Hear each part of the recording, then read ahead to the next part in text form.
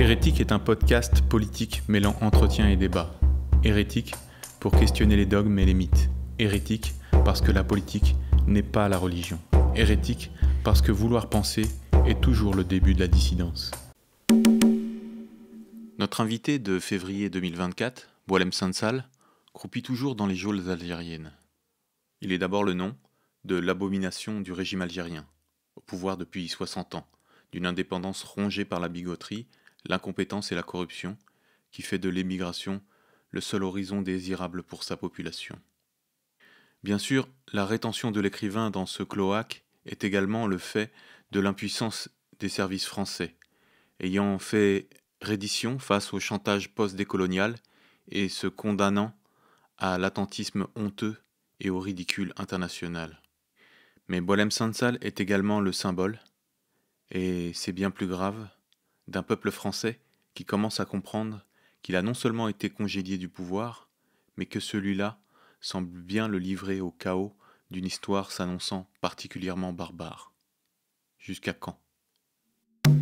Les mouvances anti-lumière, première partie. La cartographie des mouvances anti-lumière, dont il va être question, a été mise en ligne au printemps 2022 et en est aujourd'hui à sa 4e version. Élaborée par une petite équipe qui tente de la maintenir à jour, elle vise à recenser, sans prétention à l'exhaustivité, l'ensemble des personnalités, groupements et institutions qui travaillent à la fin du projet d'autonomie tel qu'il a été porté par la modernité, les Lumières, l'Occident, comme germe d'émancipation individuelle et collective. Donc on fait une émission un peu particulière puisque en fait on s'auto-invite encore une deuxième fois parce qu'il n'y a pas longtemps on était sur le thème de Castoriadis. Là c'est c'est pas vraiment une brochure de lieux communs comme la dernière fois. C'est plus sur un projet qu'on a sorti il y a beaucoup de temps déjà qui s'appelle la Carto des mouvances anti-lumière. Donc pour en parler, il y a moi, Michael et Quentin. On va présenter en fait ce qu'était ce projet de cartographie, ce projet qui a abouti, hein, une cartographie qui est visible. Et on va aussi parler des anciens projets qui m'ont inspiré cette cartographie. Je suis obligé d'ouvrir une petite parenthèse avant ça, sur la récupération de la carto par frontière. Donc juste il y a quelques mois, le média Frontières a sorti une cartographie de l'extrême gauche sur leur site, qui ressemble quand même énormément à la nôtre, hein, publiée depuis 3 ans. Donc il y a les mêmes couleurs, il y a les mêmes zones, quasiment les mêmes titres. Enfin bref, c'est assez flagrant. Alors bien sûr, il y a le côté positif de tout ça, c'est que les idées circulent, que ça inspire. Mais il y a un problème, c'est que notre travail, il est détourné et il est pas cité. Donc voilà, par rapport au fond, donc on a à peu près les mêmes ennemis, en tout cas souvent les mêmes ennemis que Frontières. Précisément ceux qu'on a cités sur la cartographie d'ailleurs. Mais donc il y a une différence en fait sur le fond, c'est qu'ils veulent ils veulent une sorte de retour de la droite catholique. Et c'est pas du tout notre ligne, si vous avez remarqué. Et voilà, c'était juste ce qu'on voulait dire. Donc c'est vraiment dommage d'avoir ce genre de pratique. On en parlera plus en détail sur notre site ou les réseaux. Voilà, fin de la parenthèse. On revient sur notre cartographie des mouvements anti-lumière. Et précisément sur le début, en fait, d'où est venue l'idée de faire une cartographie, sachant qu'il y avait déjà une cartographie qui s'appelait... qui était de la Horde sur l'extrême droite, et que la première cartographie que Lieu commun a sortie était sur les islamo-gauchistes. Oui, peut-être qu'il faudrait qu'on commence par là. La cartographie de la Horde, donc, qui existe depuis très longtemps, depuis une vingtaine d'années, je crois, Oui. assez connue dans le milieu de la gauche, enfin de l'extrême gauche, de l'ultra-gauche, milieu libertaire. Et je trouvais que c'était un outil visuel intéressant. Et très rapidement, dès l'émergence, ou plutôt l'installation dans le paysage médiatique d'un islamo-gauchisme tenace, on va dire à partir de 2003-2004, m'est venue l'idée de faire une cartographie de ces mouvances islamo-gauchistes qui à l'époque étaient quand même assez circonscrites. Et ça a donné lieu à un projet qui a été mené à bien, puisqu'on a publié la première cartographie donc, de l'islamo-gauchiste communisme en France, aux alentours de 2018, printemps 2018, je crois, Mhm. qui a eu un certain succès, en tout cas un certain écho. Ça nous a permis de prendre des contacts aussi, des gens ont réagi. Donc ce sont des cartographies qui sont disponibles sur le site collectiflieucommun.fr, c'est assez facile à trouver. Le mieux, c'est que si les auditeurs avaient le moyen de les avoir sous les yeux en même temps que Oui. nous menons l'émission, ce serait ce qu'il y a de mieux parce que ça permettrait d'avoir une vision panoramique de la chose en quelque sorte. Donc la cartographie de l'islamo-gauchisme a eu un certain succès. C'était à la fois du symbolique et à la fois une réalité parce que on décrivait un petit peu le milieu en fonction des catégories, en fonction de la radicalisation, de la radicalité des gens, puisqu'on partait des gens qui étaient mollement islamo-gauchistes jusqu'aux frères présentables, ce qu'on appelait les frères musulmans, les frères présentables. Et on avait eu une émission d'ailleurs, on avait réalisé une émission à l'époque sur, sur cette cartographie. Et les contacts qu'on a noués à cette époque-là nous a permis d'enchaîner sur une autre cartographie qui est sortie 3-4 ans plus tard, sur, beaucoup plus sérieuse, sur les frères musulmans. Oui. Voilà. Que l'on trouve également sur le site, la cartographie de la galaxie des frères musulmans, avec là pour le coup, il y avait une innovation technique, c'était les notices qui étaient cliquables, enfin qui sont cliquables lorsque on va avec la souris sur la figure qui nous intéresse, on clique et on a une présentation très synthétique de la personne ou de la structure qui est représentée. Voilà. Je voulais savoir, donc il y a ces 3 cartographies effectivement. Est-ce que tu vois une similitude avec bon, la cartographie de la Horde qui a été faite? C'est-à-dire, eux, c'est vraiment une liste en fait des collectifs d'extrême droite. Donc ce qu'ils appellent l'extrême droite, on n'est pas forcément d'accord sur leur définition. On va en discuter justement. Oui. Est-ce qu'il y a est-ce que c'est le même type de démarche? Est-ce que c'est pour mieux la connaître, pour mieux la combattre? Par exemple, les islamo-gauchistes ou les islamistes, c'était un peu ça ou... Mm.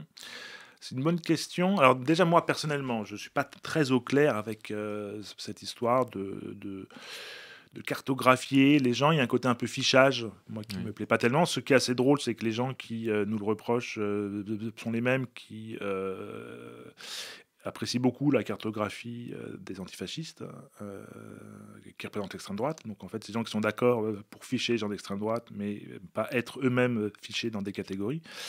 Donc il faut être cohérent. L'idée n'est pas du tout de dresser des listes, puisque ce sont des gens qui sont connus, qui sont reconnus. C'est plutôt un outil intellectuel. En ce qui me concerne moi personnellement, et je crois que c'est comme ça que les gens l'utilisent aussi, c'est de tenter d'avoir une vue d'ensemble d'un paysage poético-intellectuel. Qui permettent de penser la chose et on verra que cette cartographie des mouvances anti-lumière dont on parle aujourd'hui, elle a une dimension intellectuelle qui pour moi est importante. On en parlera plutôt à la fin pour ne pas alourdir les échanges, mais l'organisation spatiale entre le haut, le bas, la gauche, la droite, et le texte un peu dense qui la sous-tend, est pour moi un véritable enjeu intellectuel. C'est un peu différent pour la cartographie des frères musulmans, qui là pour le coup, qui pour nous représente une extrême droite religieuse, la seule et véritable extrême droite qui existe aujourd'hui en France et en Europe.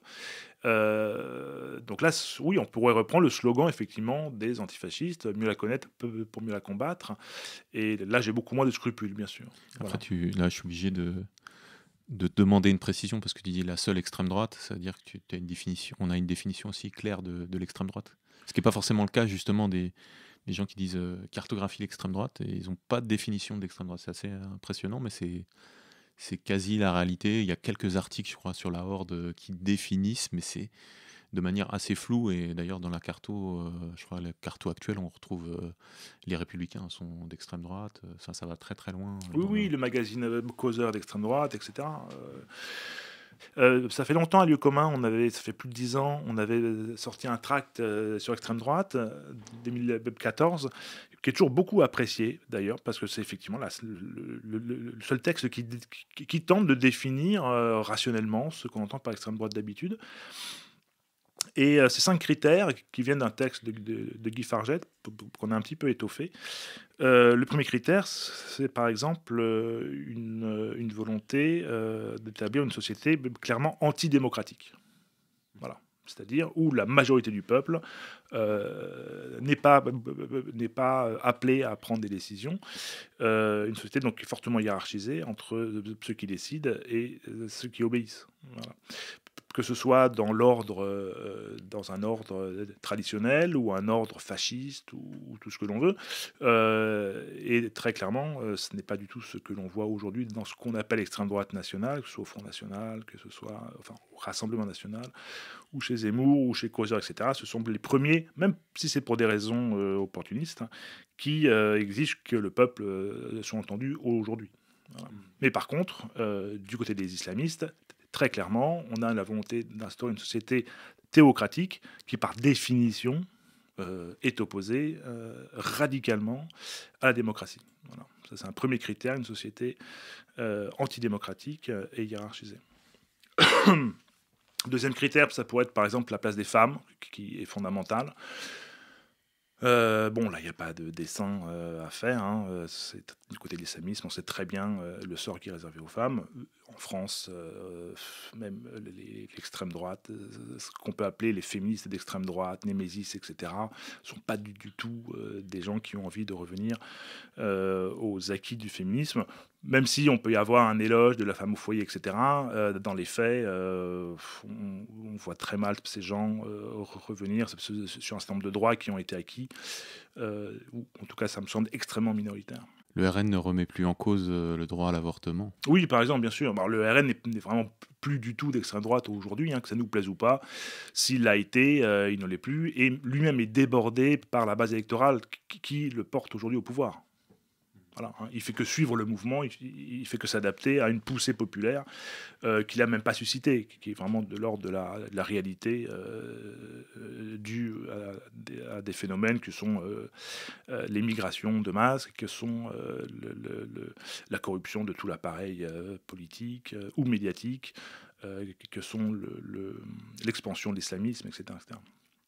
Autre critère de l'extrême droite en ce qui nous concerne, la nostalgie d'un passé mythifié. Par exemple, la volonté de restaurer une grandeur.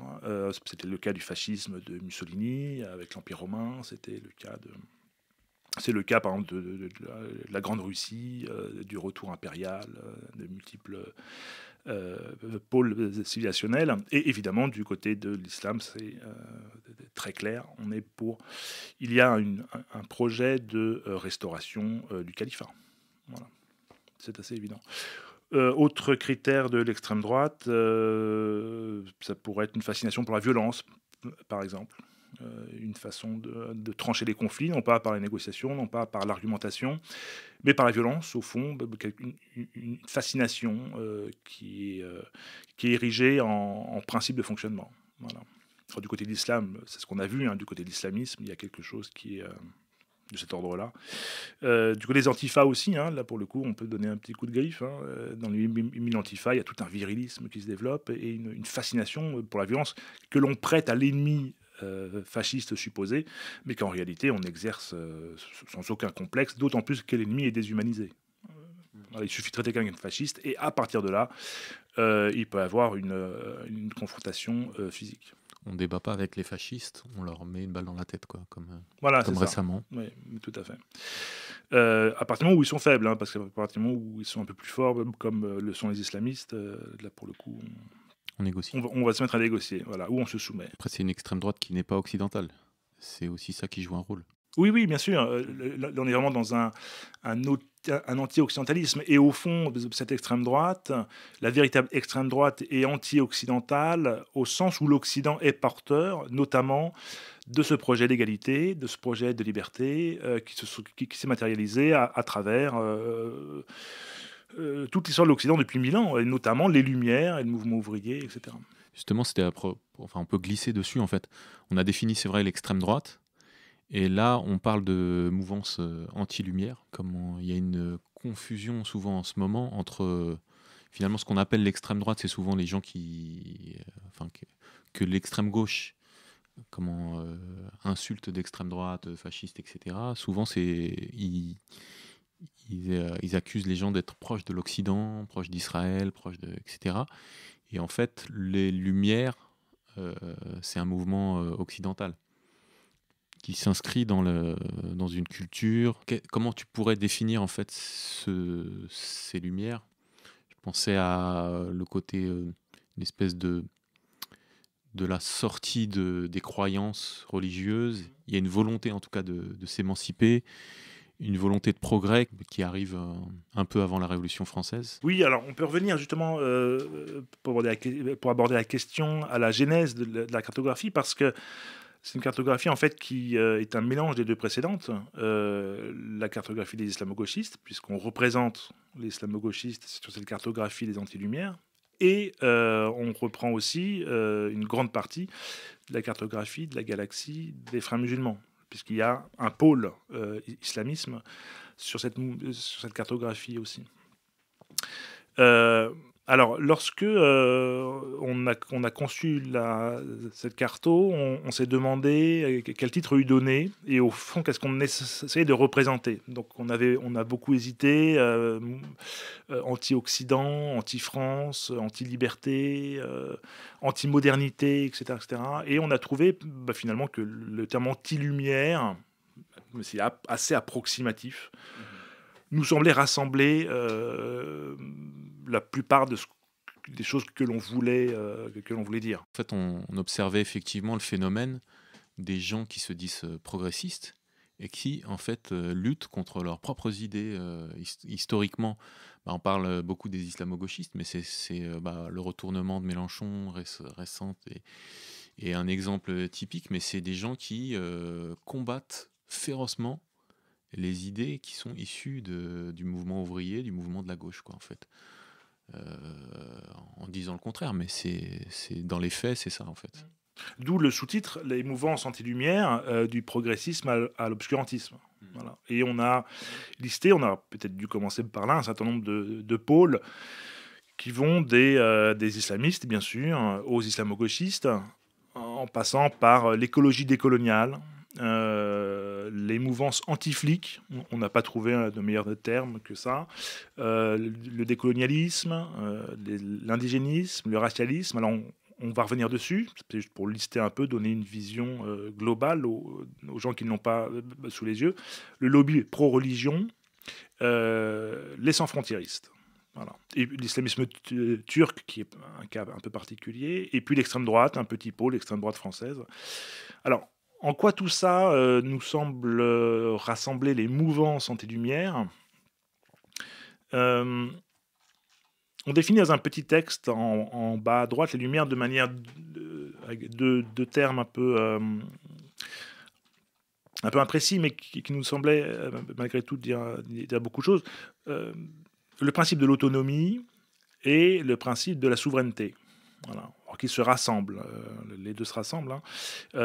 Les deux étant pour nous à l'origine de ce côté émancipateur de l'Occident, tel Mmh. qu'il s'est constitué depuis le XIIIe siècle, voilà, le XIIe, XIIIe siècle, à travers, si je reprends une liste que Castoriadis aimait bien faire, l'émergence des villes libres à partir du Xe, XIe siècle, la Révolution du XIIIe siècle, la Renaissance derrière, les Lumières, les mouvements ouvriers, les révolutions classiques, Révolution américaine, Révolution anglaise, française, les mouvements ouvriers, et puis les derniers mouvements écologistes, des féministes, etc. C'est ça, en fait, ce qu'on a représenté, c'est ces gens qui, au fond, vont à l'encontre de ce grand mouvement qui vise l'autonomie de l'individu et de la collectivité. Mmh. Autonomie, c'est la capacité de faire ses propres lois. La démocratie au sens collectif, et puis l'émergence d'une subjectivité réfléchissante pour l'individu, qui n'est pas uniquement membre d'un clan, qui n'est pas uniquement le sujet d'un royaume, mais qui veut être un individu autonome, non pas arraché à son milieu, mais qui établit avec son milieu, ses appartenances et ses dépendances, un rapport critique. Voilà. Ce n'est pas un atome qui est perdu dans l'univers, c'est un sujet réfléchissant. Ouais, il y a le côté citoyen Tout de à fait, côté Révolution absolument. française, et il y a aussi le côté quelque chose qui est assez européen et historiquement assez court, c'est l'État-nation en fait aussi. C'est ces deux choses-là en fait qu'on voit dans l'émergence qui a été provoquée par les Lumières et qui a créé du coup une espèce de recherche dans l'émancipation à la fois personnelle et à la fois au niveau démocratique, Mm. enfin qui a créé le mouvement démocratique. Et c'est aussi c'est la naissance de ce qu'on appelle le mouvement ouvrier, hein. C'est Mm. la naissance, enfin il y a rien qui démarre avant la Révolution française, ou alors il y a des choses qui ont inspiré, enfin qui sont issues qui ont inspiré la Révolution française avant, mais c'est là. Politiquement, tu veux dire. Oui, voilà. Je pensais enfin bon, quand j'ai dit il y a rien avant la Révolution française, c'est faux. C'est un peu dur, oui. Oui, mais ça commence là aussi, et c'est la base. Par exemple, la plupart des gauchistes se réfèrent à Marx. Marx est clairement pro-Lumière, quoi. Il y a pas photo. Ah oui, bien sûr, il est tout à fait. Il se réclame lui-même du mouvement d'émancipation, alors qu'il interprète de manière différente dans sa propre philosophie. Mais aujourd'hui, on peut le considérer que Marx est un très grand penseur et un penseur de la modernité.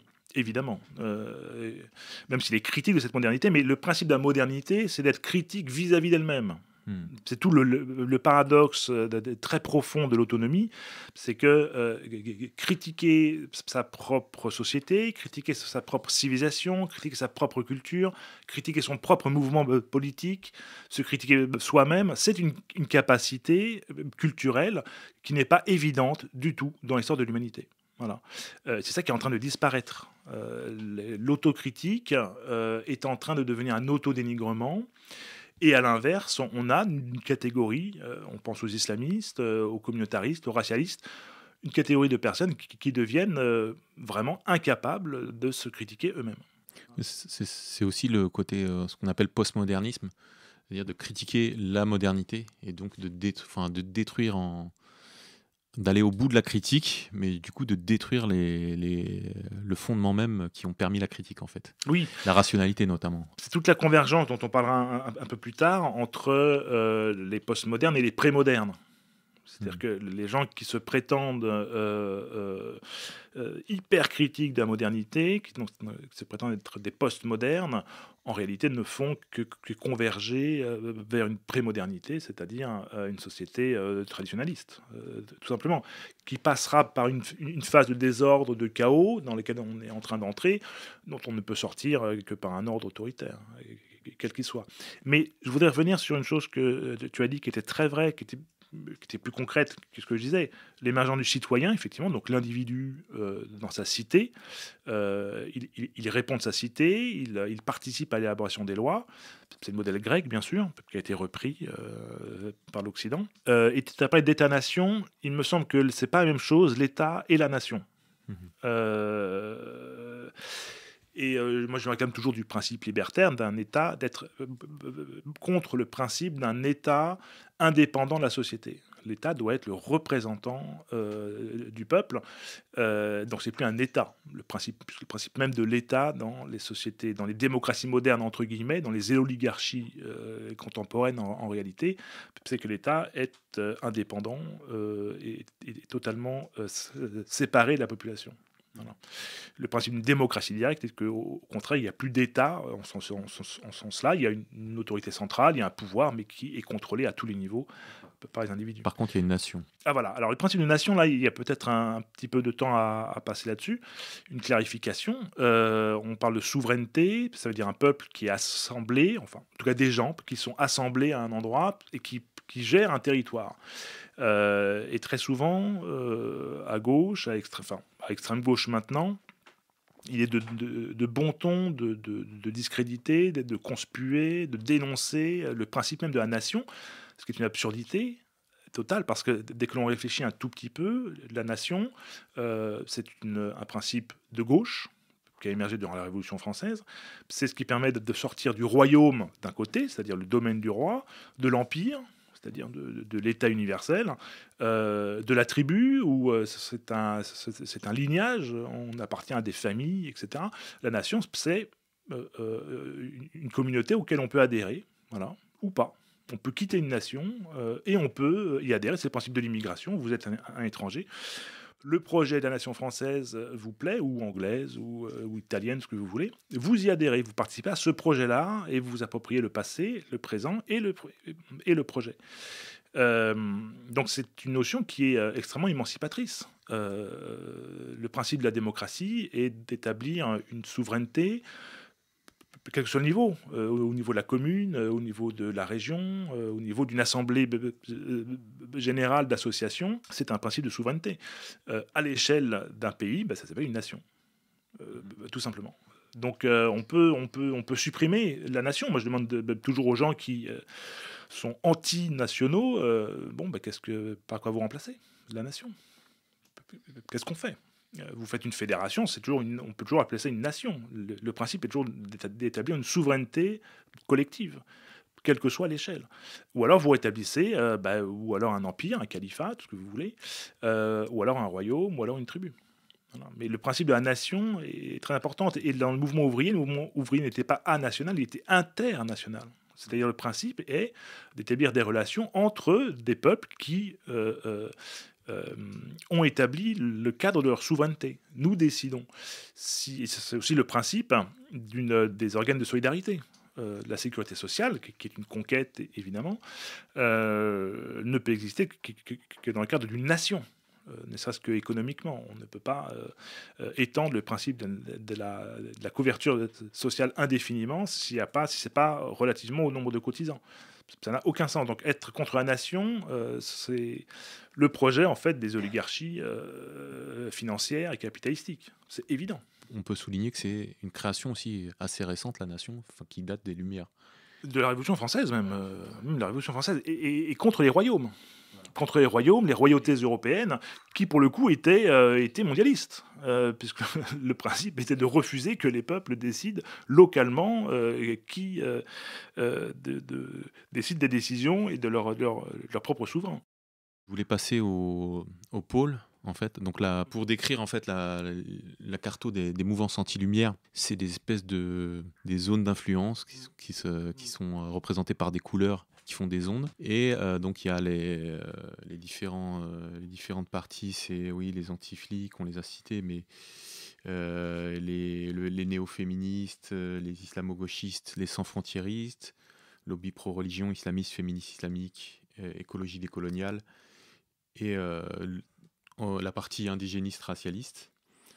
Et il y a des pôles en fait pour s'y repérer. Donc il y a de haut en bas, donc il y aura le pôle fondamentaliste en bas et le pôle déconstruction en haut, et de gauche à droite, c'est le pôle tribaliste à gauche et le pôle impérialisme. Donc le principe, c'était on avait donc un ensemble de figures et il fallait les organiser en 2 dimensions. Bon, l'idéal aurait été 3 dimensions, c'est extrêmement compliqué. 4 dimensions, il y a le temps, parce que là aussi, il y a des mises à jour à faire. C'est une dernière version qui date d'il y a 1 an. Maintenant, on a fait 2-3 mises à jour. C'est la version 4, je crois. Ça demanderait vraiment un gros travail d'actualiser régulièrement. L'idéal serait tous les 6 mois. Les figures, de voir les figures qui prennent de plus en plus de place, les figures un peu moins importantes, les figures qui apparaissent, qui disparaissent, mettre à jour les notices, puisqu'il y a des notices dont on va parler un petit peu. Mais voilà, donc on arrive à organiser. Effectivement, une première organisation était de le faire sous forme de pôles thématiques. Donc les décoloniaux, les néo-féministes, écologie, etc. L'autre grande orientation, c'était verticale et horizontale. Alors, verticalement, assez rapidement, était apparu qu'il y avait 2 familles très différentes là-dedans, en réalité, qui sont les déconstructeurs, qui sont dans tout le haut de la cartographie. C'est ce qu'on appelle le pôle déconstruction, que j'ai également appelé les progressistes ou les woke. Le terme est devenu très viral depuis, ou les postmodernes.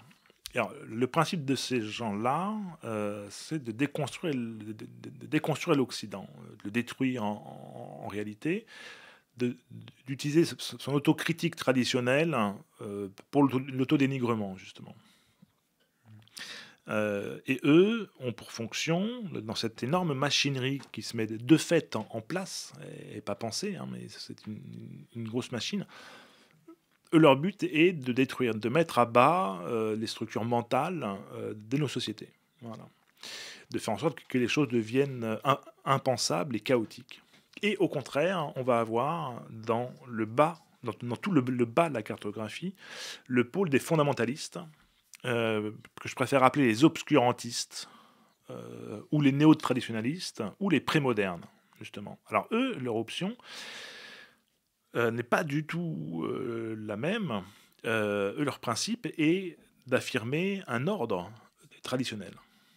Et alors c'est très bizarre, on dirait vraiment l'alliance de la carpe et du lapin, parce que c'est pas du tout les mêmes. En haut, nous avons des gens extrêmement critiques, hein, et en bas, donc extrêmement critiques vis-à-vis de tout, hein, vis-à-vis de la politique, vis-à-vis de la sexualité, vis-à-vis de l'ordre social, vis-à-vis des frontières, etc.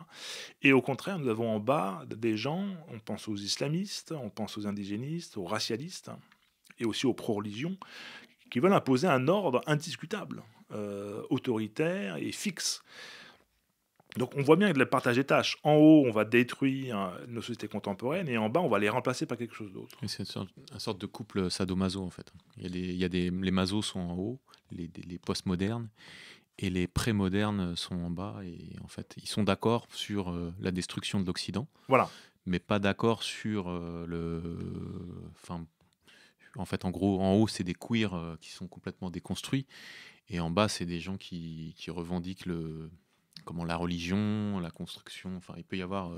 L'identitarisme, D'ailleurs, enfin, ouais, l'ethnicisme. peut-être qu'on en reviendra, mais c'est des conflits assez récurrents, effectivement, quand il y a une flottille qui part pour Gaza et où on retrouve des queers dedans, ça peut, de temps en temps, y avoir des grosses contradictions entre les personnes. Mais voilà, c'est des gens qui s'entraident, qui sont pas comme sur la flottille, ils vont travailler ensemble. Et c'est ce qui rend les choses très difficilement pensables, c'est que la contradiction est telle que on se dit que ça n'existe pas, que ce n'est pas possible. C'est exactement comme à à une plus petite échelle, l'alliance entre les gauchistes et les islamistes. Au fond, c'est absolument impossible. Il ne peut pas y avoir d'alliance entre des gens qui ont pour héritage la Révolution française, le mouvement ouvrier, et des gens qui ont pour héritage l'histoire de l'islam et l'épopée de Mahomet. Ça n'a aucun sens, ce n'est pas possible. D'où la remarque récurrente que ça n'existe pas, et en tout cas cette impression d'irréalité.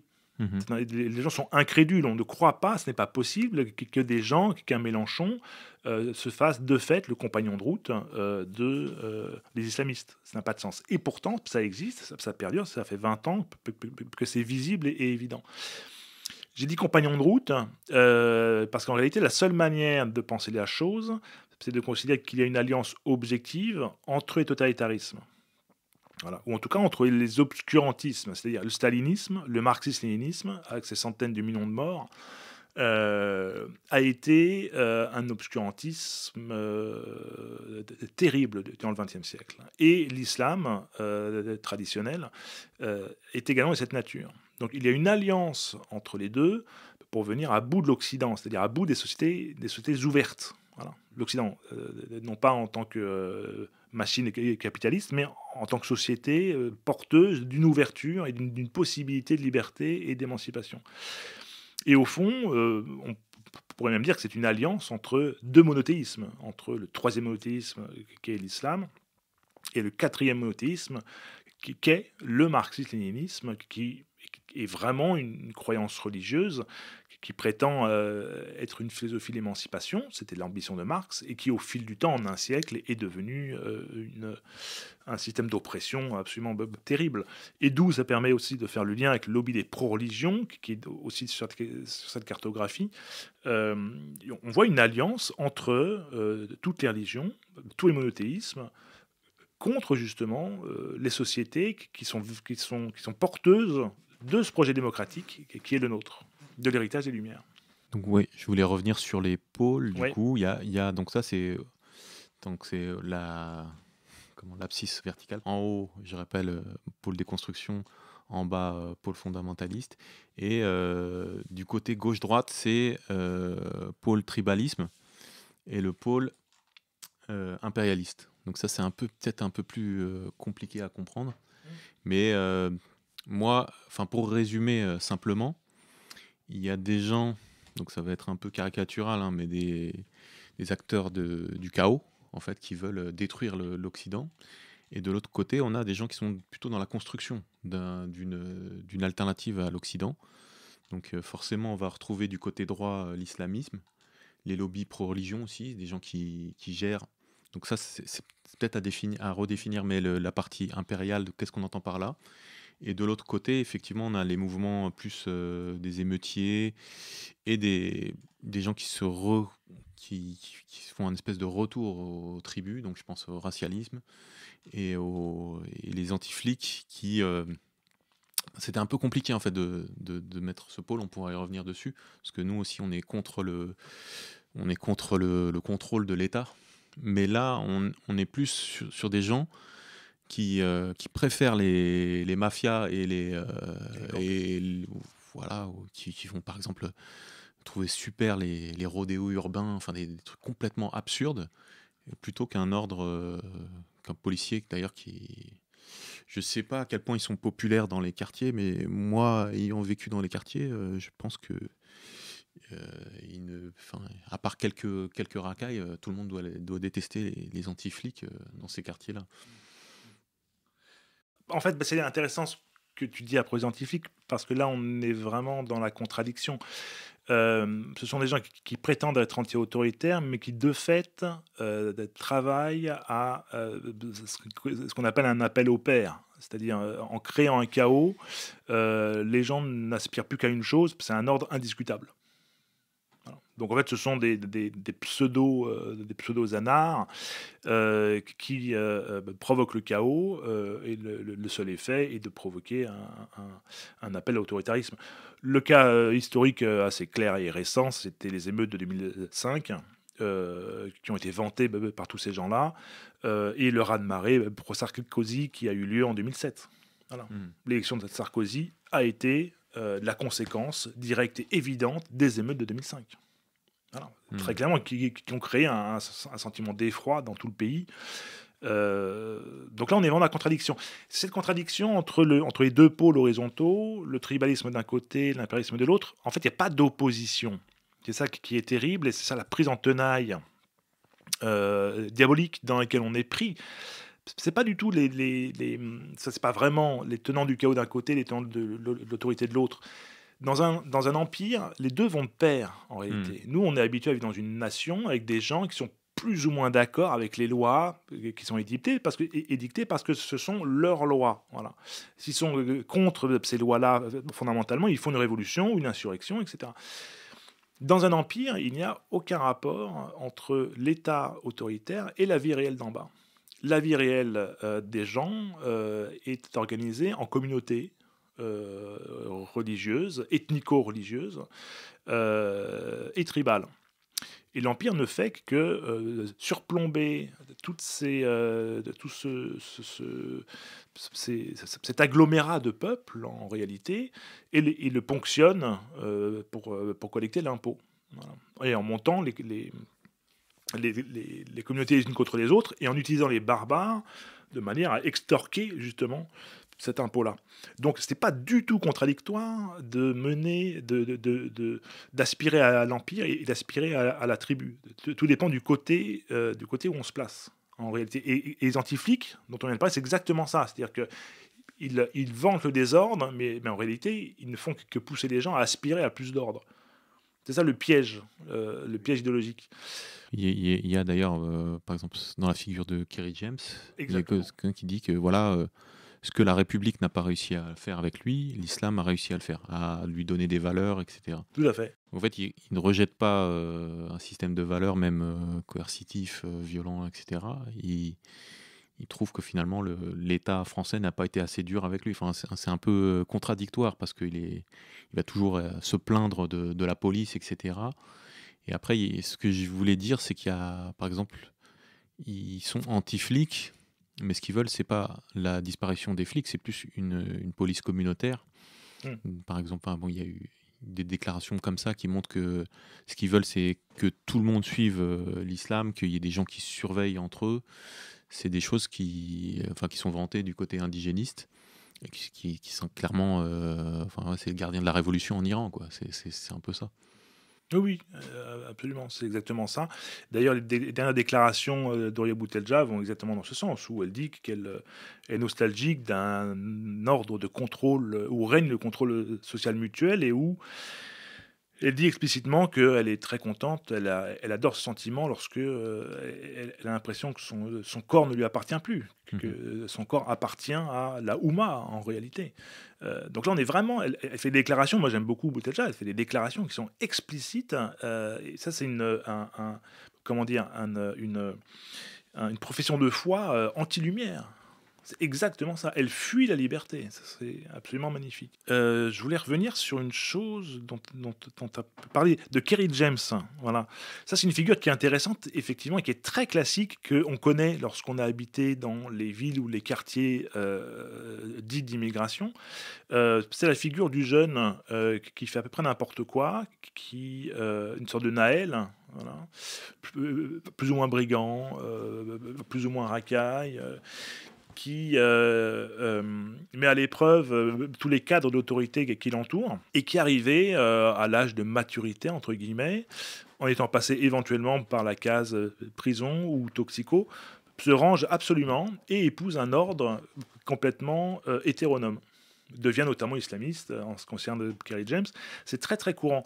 Ça, c'est très classique dans les sociétés traditionnelles, notamment maghrébines, de ce que j'en connais, où on a une jeunesse qui déborde d'énergie, qui a l'air d'être anarchiste, mais qui en réalité ne fait que s'éprouver à l'ordre institué. Et comme on dit, il n'y a pas meilleur gardien de harem qu'un ancien violeur de harem. Il n'y a pas meilleur gardien de prison qu'un ancien prisonnier. Voilà. Le problème est que la société devient une prison ou un harem, c'est-à-dire qu'on n'a plus du tout de marge de liberté. Alors que l'Occident avait inventé cette période qu'on a appelée l'adolescence, durant laquelle c'est beaucoup plus qu'une simple crise passagère, c'est un moment de véritable construction de l'individu en conflit avec les cadres, et à partir duquel on peut être capable d'instituer autre chose, d'autres règles. Là, on est simplement dans la contestation lorsqu'on est jeune, et puis le conformisme lorsqu'on est plus grand. Il n'y a pas possibilité il n'y a pas d'autres possibilités. En gros, c'est l'alternance. Je reprends les catégories de Castoriadis qui sont fondamentales. L'alternance entre l'anomie et l'hétéronomie. Et c'est aussi le haut de la cartographie, qui est plutôt du côté de l'anomie, donc anomie, anomos. Il n'y a plus de règles, il n'y a pas de loi. On cherche vraiment l'absence totale de terrain d'entente, y compris dans le langage. On déconstruit le langage même, qui est quand même le terrain sur lequel on peut discuter, on peut éviter la violence. L'anomie d'un côté et l'hétéronomie de l'autre, c'est-à-dire un monde, un ordre qui est garanti par un ailleurs inaccessible, que ce soit Dieu, que ce soit la tradition, la race, tout ce que vous voulez, le sexe, sur lequel on n'a pas prise. Alors que le principe des Lumières est l'autonomie, c'est la capacité, on en a parlé un petit peu, d'instituer ses propres normes, ses propres valeurs et sa propre société. Donc en gros, ces deux pôles, pour en revenir à la gauche et la droite de la cartographie, le pôle du tribalisme et le pôle impérialisme, c'est cette prise en tenaille qui est difficile à penser, qui nous fait sortir du monde de la communauté, de la nation en réalité, de la société proprement dite, auto-régulée, auto-instituée, la société démocratique. Voilà. D'un côté comme de l'autre, du côté du tribalisme ou de l'impérialisme ou de l'empire, on sort vraiment de ce monde moderne. On a le choix entre l'anomie et l'hétéronomie, c'est ça. Voilà, il n'y a plus qu'une alternance. C'est-à-dire soit on fait n'importe quoi, soit c'est le chaos, ou voilà, soit c'est la dictature. Mais il n'y a pas d'entre-deux. Voilà, il n'y a pas d'entre-deux. C'est ça vraiment Alors que les Lumières ont institué un monde où ce que voulait être l'anarchie, c'est-à-dire le mouvement ouvrier en réalité, qui n'est que l'aboutissement d'une pensée radicalement démocratique, c'est justement une société autorégulée, c'est-à-dire qui offre la possibilité d'un désordre, mais d'un désordre qui corresponde aux désirs des êtres humains, et que ces désirs-là sont capables de s'instituer pour créer une société qui évolue elle-même en phase avec les désirs de ses membres. Ce n'est pas ni un désordre, ni un chaos, ni un ordre immuable, théocratique et autoritaire. Alors donc ces deux pôles-là, en réalité, peut-être qu'on aurait dû commencer par là, cette cartographie a un texte de quelques pages qui justement explique tout ça. Et qui tente de décrire un petit peu l'articulation entre les woke et les obscurantistes, que j'avais appelé wokisme et obscurantisme, articulation et complémentarité. Voilà. Que j'avais publié à l'époque en 2022 dans la revue de Front Populaire. Voilà. Avec laquelle je n'ai aucun lien particulier d'ailleurs. Simplement, je leur ai proposé, ce sont des souverainistes, et ils ont accepté la publication. Vous venez d'entendre la première partie de l'émission Les mouvances anti-lumière avec Quentin Bérard et moi-même. Rendez-vous dans 15 jours pour écouter la suite de l'émission. Vous pouvez retrouver les liens des documents évoqués lors de l'émission ainsi que d'autres permettant de prolonger la réflexion sur notre site hérétique.fr. Ce podcast est disponible sur toutes les plateformes d'écoute.